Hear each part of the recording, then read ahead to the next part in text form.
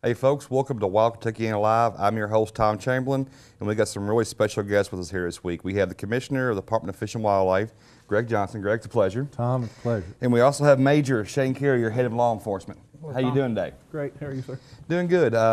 We put on Facebook that we were going to have you on. We had a great response. Everybody, was very excited about having you all on here. And later on, we're going to have Ron from the head of the Fisheries Department on here to talk about some of the fishing stuff going on. But first off, Commissioner, how many people do you think are employed in the Fish and Wildlife Department? Well, probably about 425. Okay. Yeah, it'll fluctuate on any given week, but we're usually around that number. Yeah. And this is not a legislative funding. You don't get money from the government. This is all raised by how? That's right. We get absolutely no tax money from the federal or the state government. We're funded by the sale and proceeds from hunting and fishing licenses, that revenue. We're also funded by some Pittman Robertson and Dingle Johnson excise tax dollars that come to us through federal grants, and then also through boating registrations. So that makes up the bulk of usually around $54 million a year.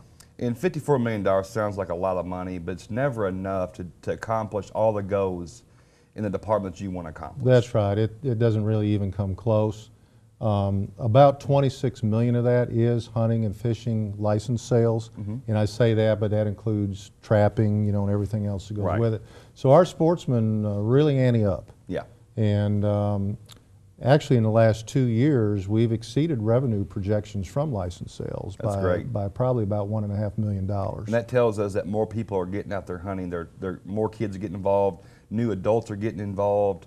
So it's all new revenue that the state hadn't seen. So it's exciting that we're having new hunters out there in the field now. Absolutely, absolutely. I think, from what I hear, we've come off of one of probably the most successful youth hunting weekends for deer that I've heard in a long time. I've just heard a lot of success stories out there from this past weekend. Now, how long have you been with the department?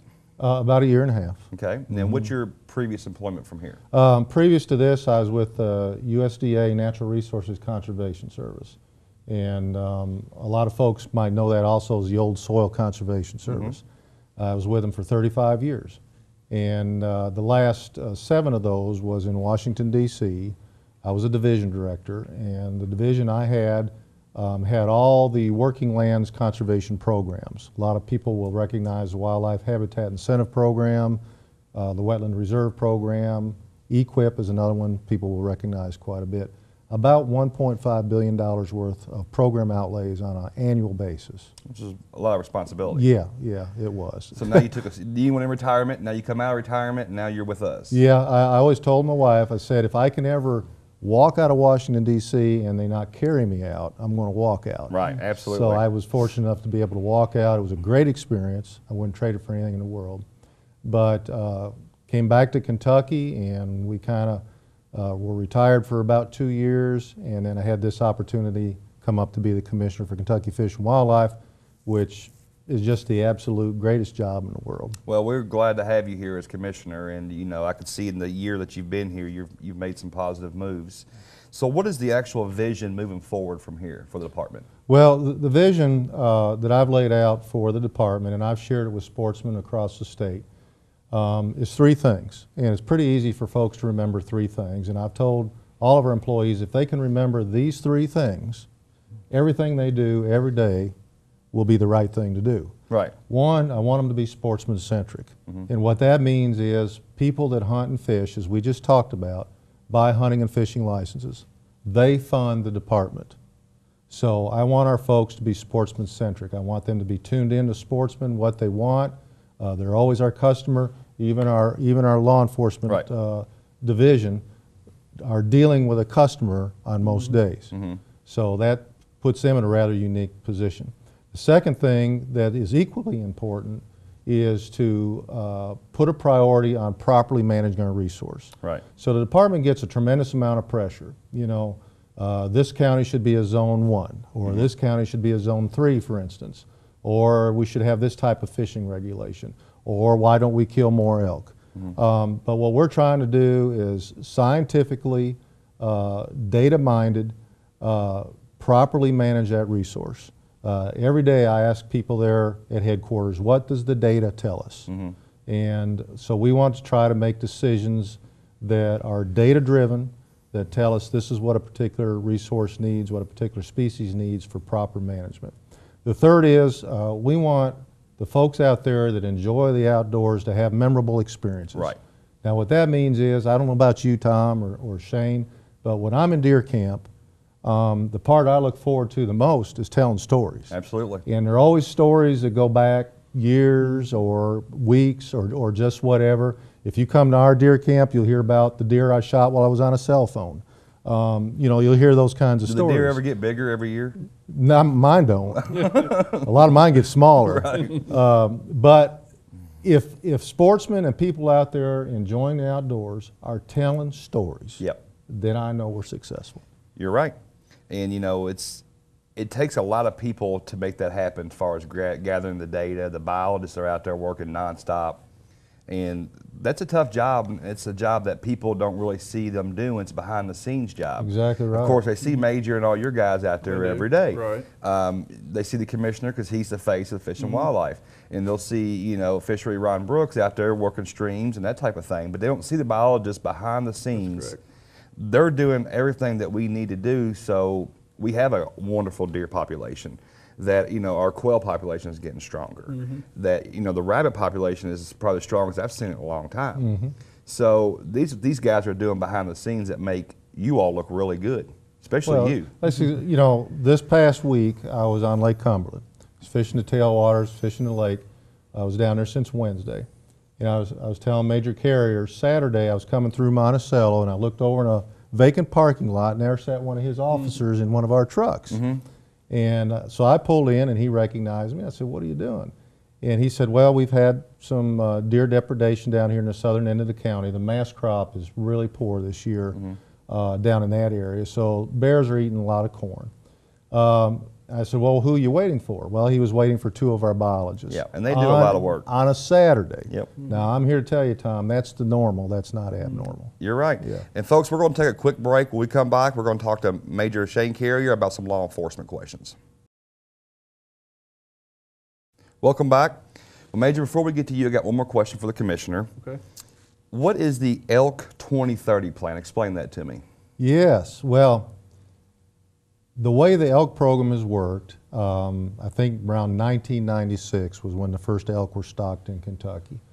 Great foresight by the commission members that were seated at that time, and I think Tom Bennett was the commissioner, but just a tremendous effort and success story for Kentucky. But what we had for a long time was, you might call it a garage startup or a brand new business.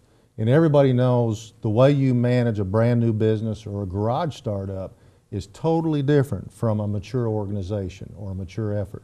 So that's where we're at with elk now. We're past the startup phase and now we're into how do we keep it going? How do we manage it?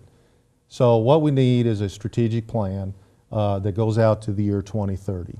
So we have that in final draft. It'll cover, you know, how we estimate elk populations, how we move elk around. Elk viewing is becoming tremendously popular in East Kentucky, so we want to make sure we have elk that we can do that with.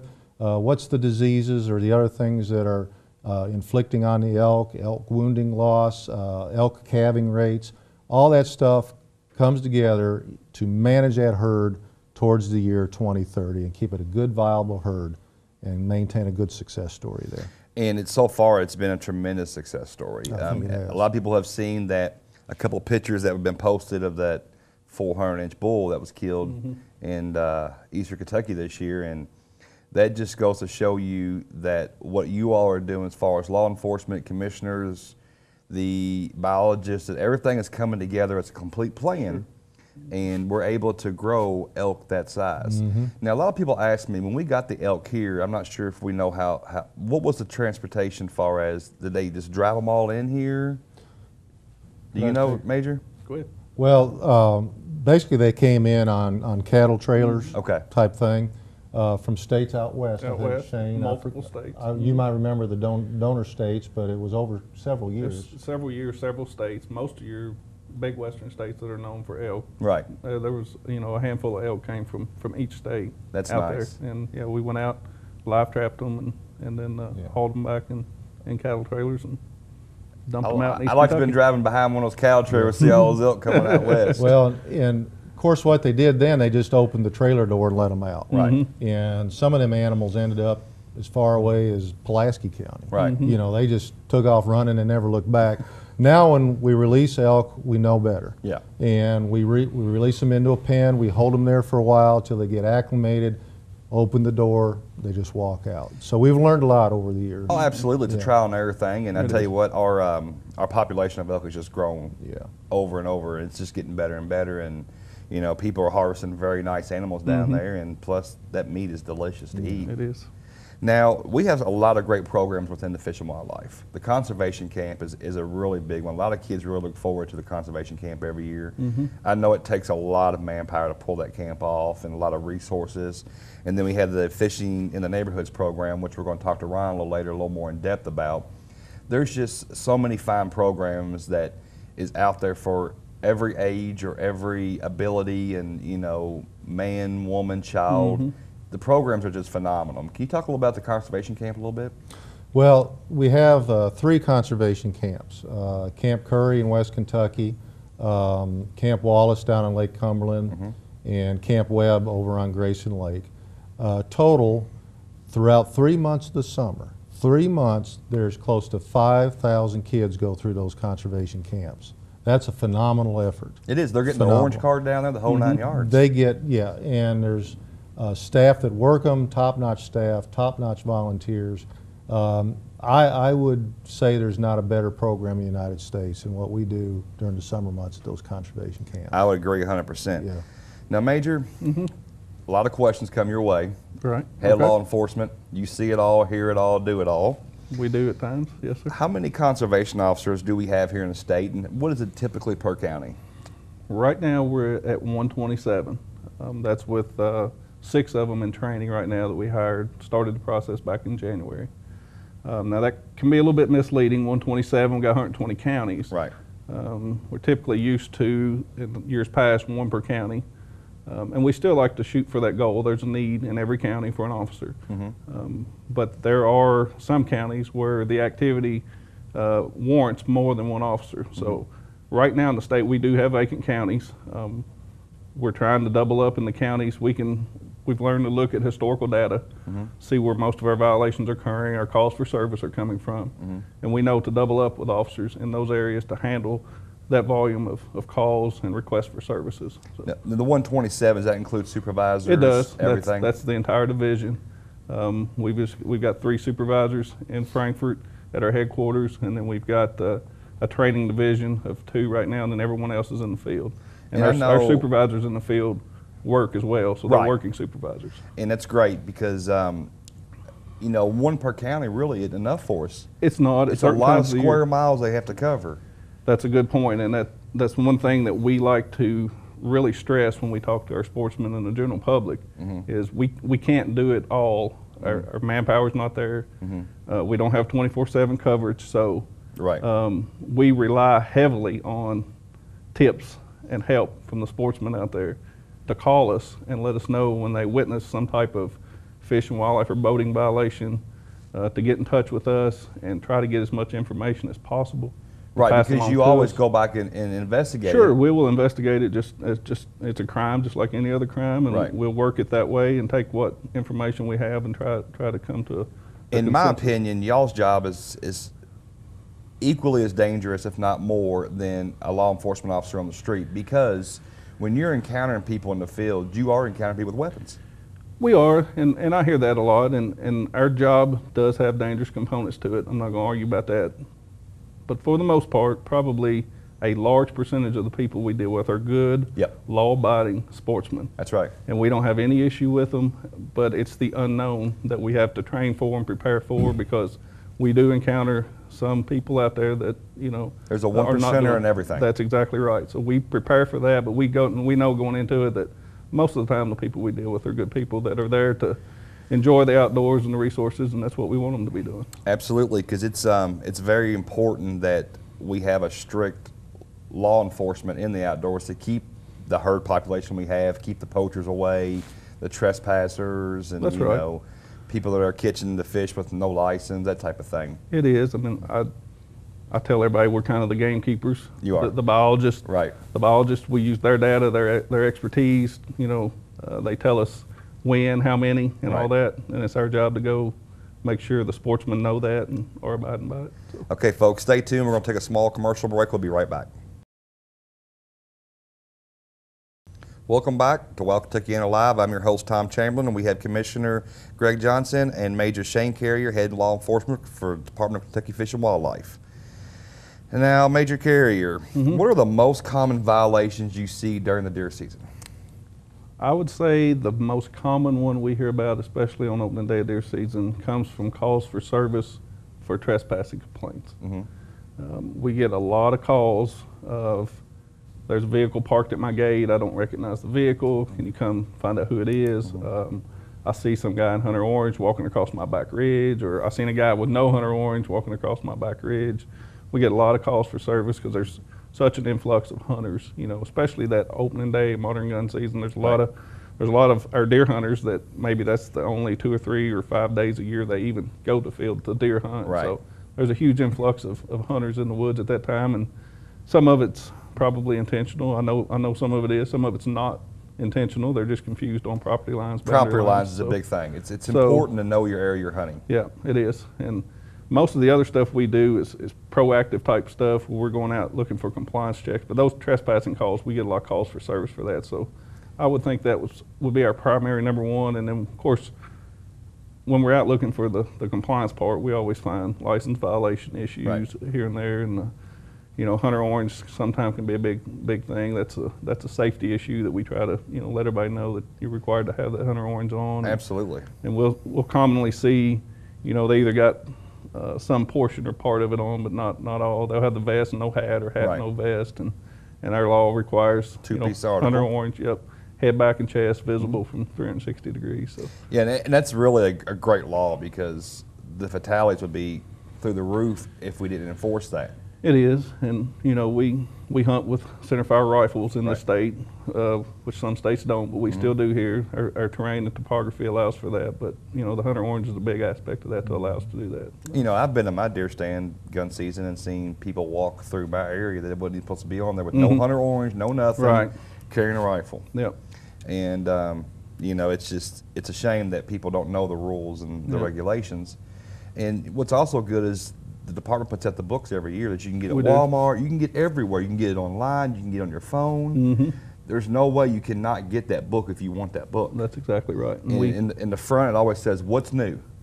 Yep. New laws. In blue. That's right. So, you know, it's the first thing I turn to every year is what's new in that book. You know, whether they changing, the zones are changing. By the way, when they changed Bullitt County to Zone 1, that was the best thing y'all ever did.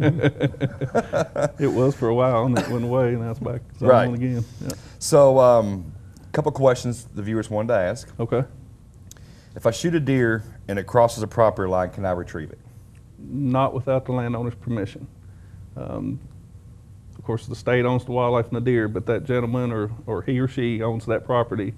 And if you go across the property line or the fence to retrieve it, even though you're not technically hunting, you're still trespassing, you're entering them upon their land. So you do need the landowner's permission to go get it. And while we're talking about that, we get a lot of calls every year to us as law enforcement officers saying, hey, can you go get my deer for me? No, we cannot. Yeah. We can enter private land to check for hunting, fishing violations without the consent of the landowner. We don't need that to enter private land as long as we're there doing our job, checking for compliance. But we can't just, you know, go to the property, cross the fence, go get your deer, bring it back to you. It doesn't work that way.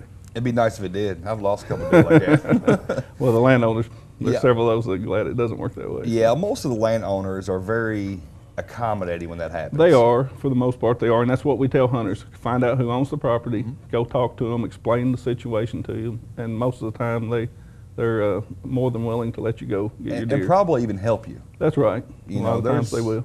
That is, even if they're not hunters or even if they are hunters, they're always willing nobody wants to see an animal go to waste. Go to waste. That's right. You know, we hunt and harvest animals for food, and you know, nobody wants to be able to not be able. You can see that deer, but can't go retrieve that deer. It's, you know, and it's nice that you can go ask the property owner. They're always going to let you do it most of the time. Most of the time they will. Yeah. A couple more questions we got is, when you're bow hunting, can you carry a firearm for self-protection? You can. Our laws here in Kentucky specifically state what you can and cannot use as far as harvesting game. But we do not regulate what you carry in the field. So if you want to carry a handgun for self-protection, anything of that nature, you're perfectly legal in doing that. You need to check your regulations if you plan on using that firearm, you know, to take the animal with. You know. Right. Bow hunting, you can, you know, carry your bow and you can carry a pistol. That's perfectly legal. You can carry a pistol with you, you know, during the modern gun season, and your rifle.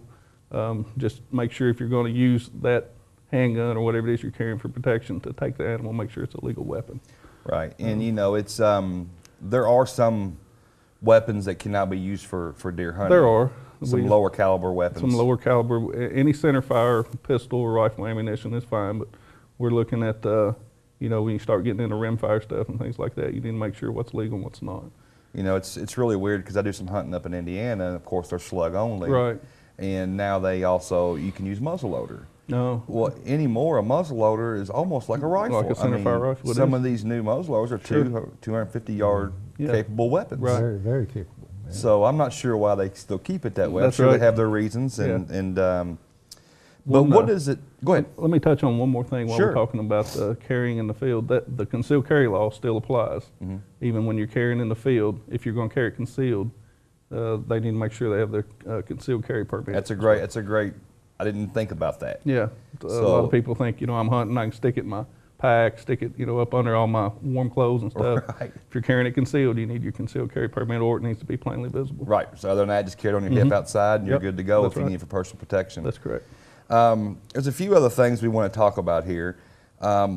Becoming a Fish and Wildlife Conservation Officer. Okay.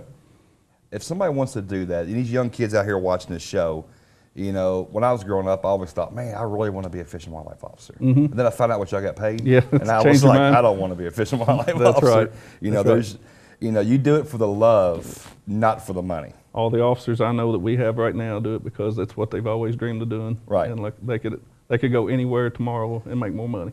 Absolutely, and you know, that it's just a big tribute to what you all do and how well you do it, because it's not a money thing. It's not. With the department, and I'm sure most departments are that way. It is. All departments are underfunded, It's and you know, they're understaffed, and nobody makes the money they think they're worth. Right. You know, that's just the way it is here. It is. It is. But y'all do a wonderful job for what you all do. So when we come back from break, you're going to tell us how to become a conservation officer. Absolutely. Be Stay glad to. tuned.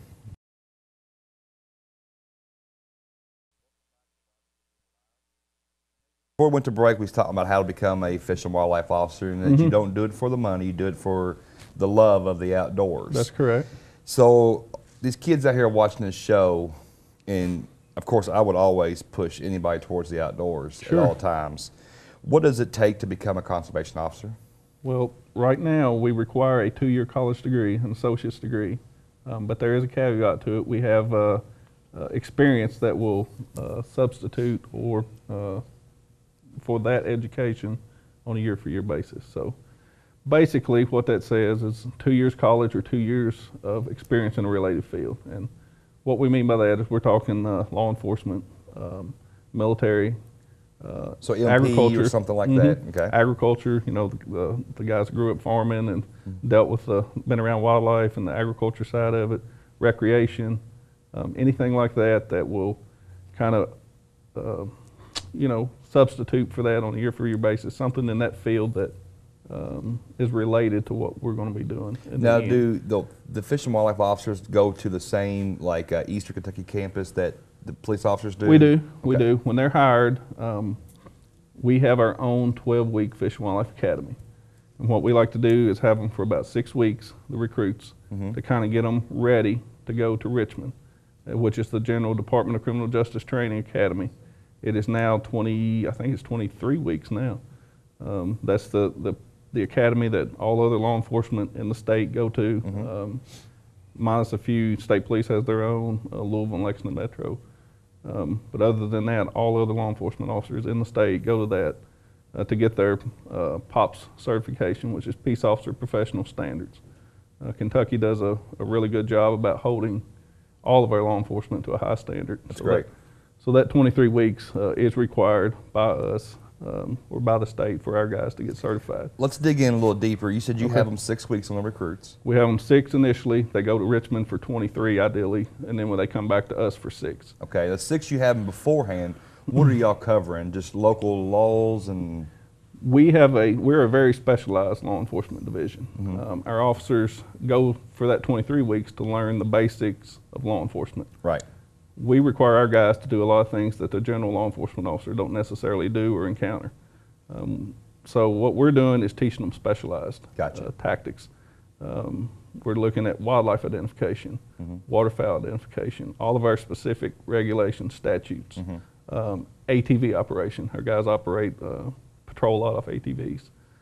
Four-wheel drive truck operation. They get plenty of driving Department of Criminal Justice training in, Crown Vic or a typical police vehicle. But not in a truck. They patrol in a four-wheel drive truck off-road. So we try to train them in that. Boats. Our guys probably spend as much time on the water every year as they do in their vehicle. So extensive boat operation training. All that specialized stuff that we do or are going to require them to do, we have to train them on. And that probably gives them a heads up when they get to Richmond. It does. I mean, it gets them prepared of what they're going to start covering. So you're really giving them a little class before the class. We give them a class before the class. We send them up there. They're already in physical condition. They know what to expect when they get there. We've already had them on the range shooting their duty pistol, so they're well versed when they get there. And I'll be honest with you, I'm proud to say they usually shine. That's great. When they show up there, we send them up there ready to go, and they perform well. Now, how long have you been with, as a law enforcement officer with Fish and Wildlife? I started in 2001. Is when I started with law enforcement. I worked 2 years in our engineering division, waiting on them to hire class. When I graduated in '99, I had to wait a couple years for them to hire law enforcement class. I grew up knowing this is what I wanted to do. Right. Second generation, my dad retired as a captain with Fish and Wildlife, so I've been around it since I was 2 years old. Now, what have you seen change since '01 to now? Probably in our line of work as a conservation officer, technology probably applies to all law enforcement. Right. But technology has really taken a front row seat with our job as far as, like I discussed earlier, looking at the data as far as the number of violations, where it's at. We can focus our efforts even on to what we use to work with, our computers in our trucks, printers. We all wear body cameras now. All that kind of stuff is new, and it's came about in the last since I've been working, and really in the last 5 years. And it's only going to keep advancing for you.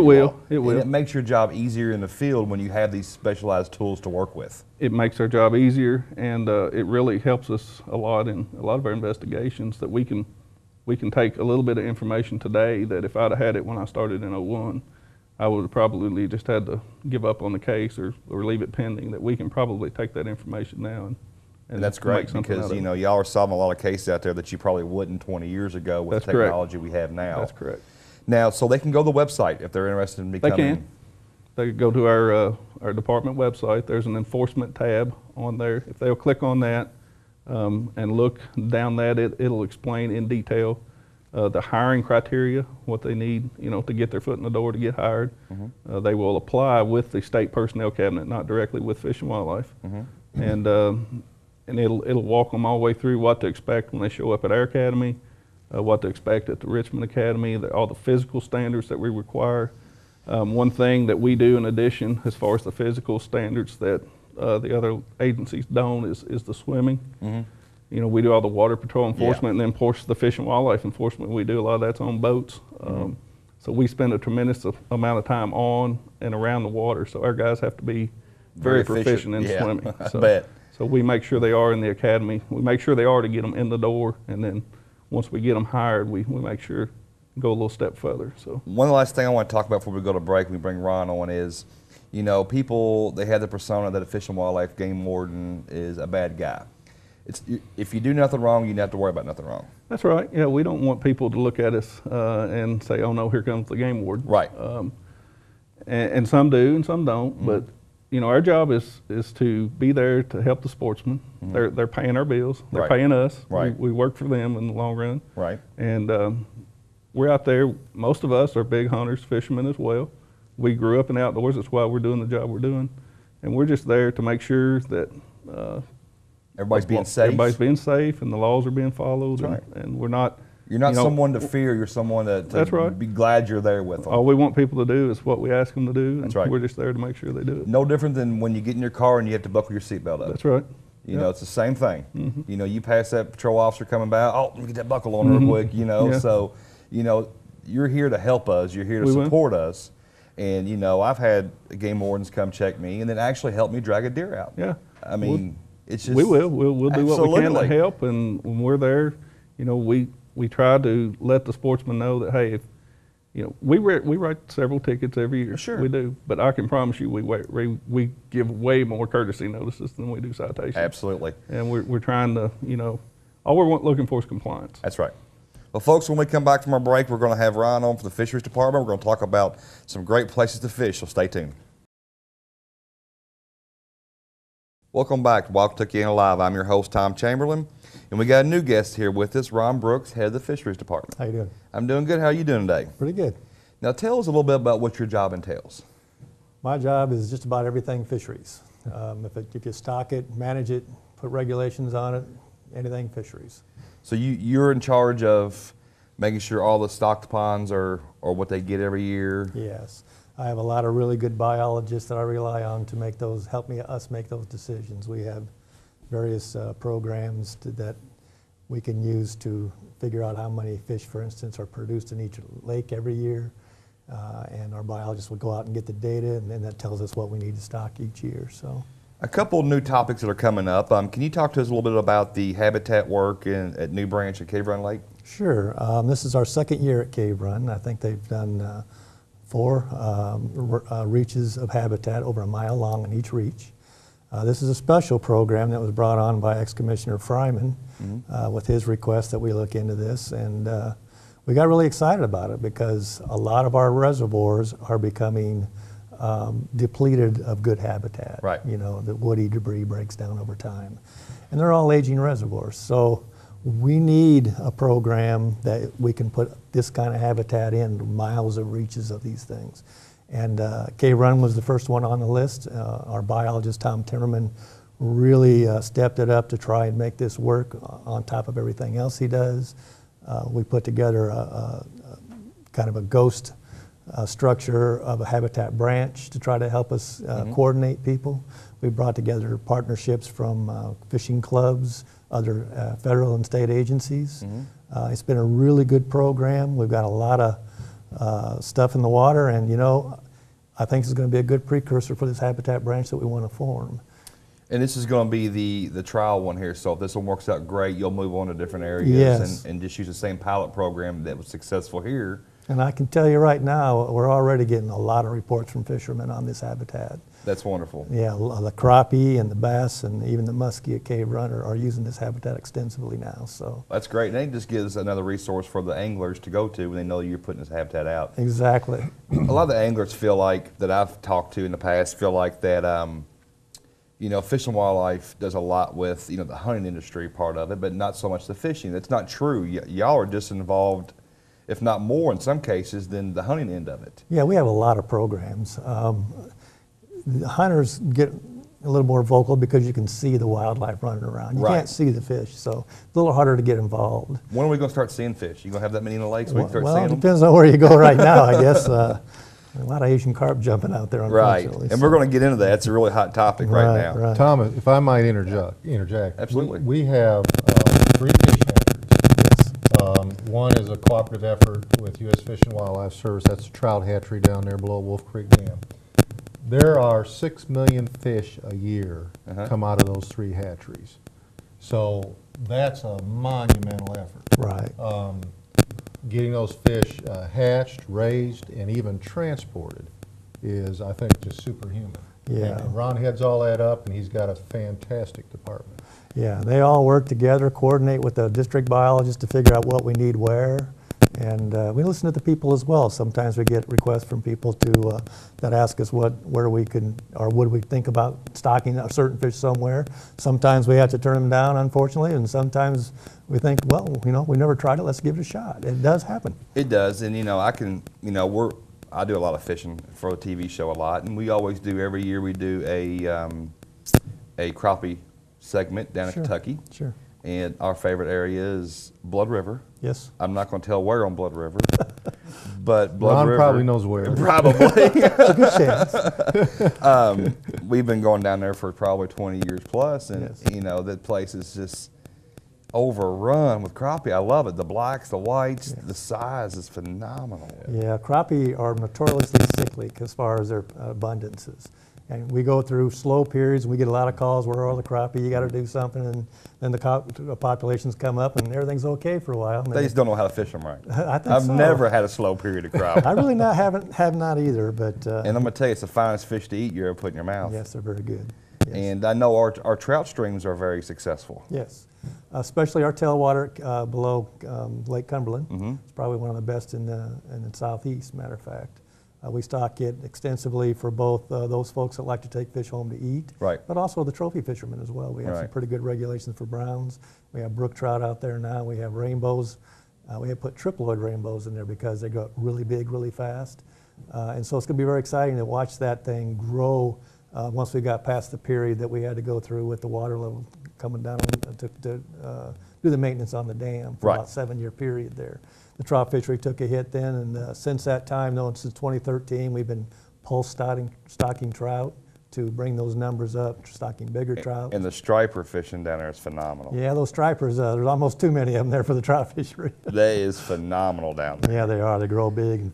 And you know, we'll be down at Kentucky Lake, and we'll see anglers from Missouri, from Tennessee, from Arkansas, from even out west, Yes. hauling their boats in to crappie fish at Kentucky Lake. Yes. That tells me that we're doing the right things to bring the out-of-state anglers to our state to purchase out-of-state fishing license, and that they know that they're going to be successful when they get there. That's been a phenomenal fishery for years and years and years. I'm a true believer that the next world record of any species could come out of Barkley or Kentucky.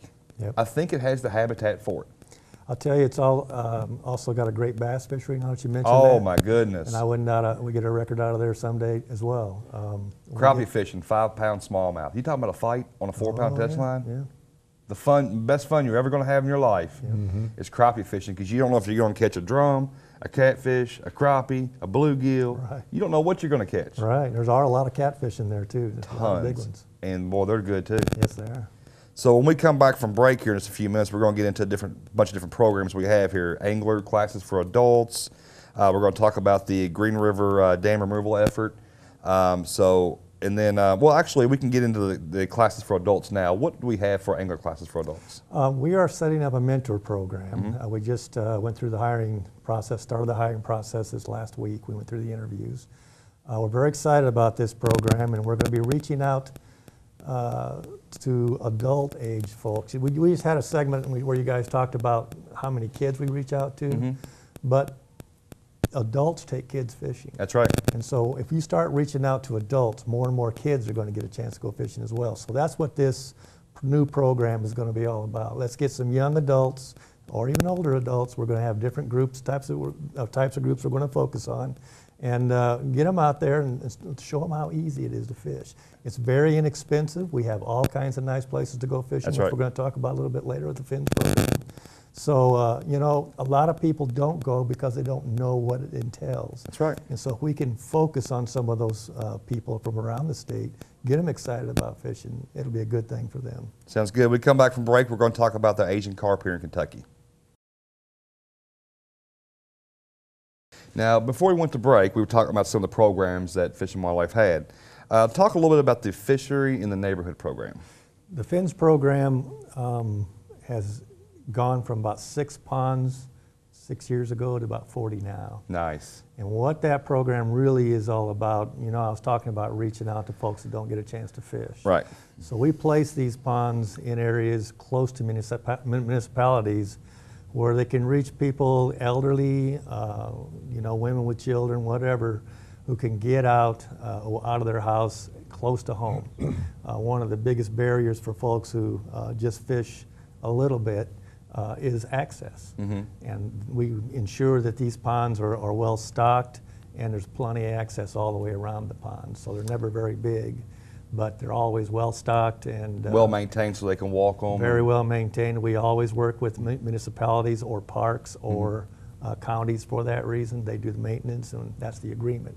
We'll put a lot of fish in there for their folks that they just do some maintenance with. I know Butler State Park in Carrollton, Kentucky, they have a nice little lake there. Yes. And that you all stock on a regular basis. Yes.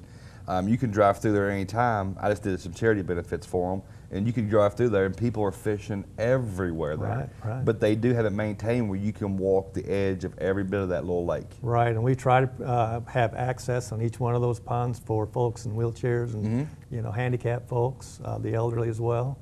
It's been a very successful program in the respect of bringing in new anglers. Yeah. About 30% of the anglers that come to these ponds are either people that are coming back to fishing because they've got a new place to fish, Right. or they've never fished before. So that says a lot about that It's program. the funnest, cheapest entertainment you'll ever have in your life. Right, and if you have the access, you know, what's to stop you? Yeah, right. You can have a great time. You can take your kids out, show them something different. Right. Plus, you could take home a nice mess of fish to fry up. Yep, well, they're well stocked. Like I said, we overstock these little ponds so that people can do just that. Channel catfish. Catfish in general, rainbow trout. rainbow trout seasonally when the water's cool enough, and a lot of them. So The Finn Lake there at headquarters, I think they caught was it a 40-pound? yes, 40-pound cat out of that one? yeah, that was a So blue he cat. grew a little bit. He did grow a little bit. It's amazing that some fish actually can be in there for quite a while. We've had people pull out paddlefish. I'm not sure how that got in there, but yeah, it's a pretty amazing place to fish. Now, when y'all stock these ponds, are these little fiddlers you're putting in there, little fiddler catfish, stuff like that, or are they already a pound, or what type of size are they We putting try in to get there? them to at least 3/4 of a pound to a pound. Okay. So that there's something you can take home and eat right away. Okay. So it's not a put, grow, and take situation. It really is a put, take. Nice. Yeah, and occasionally when we turn over our brood fish, we'll take big fish in there where that 40-pounder came from. So And you can see right now that he's scrolling through the website there. These are some of the fish that are taken from this Finn program, which is amazing that people are out there that are taking advantage of the hard work that the biologists and everybody's putting into this. So that's Well, and Tom, they're community programs Yes. as well.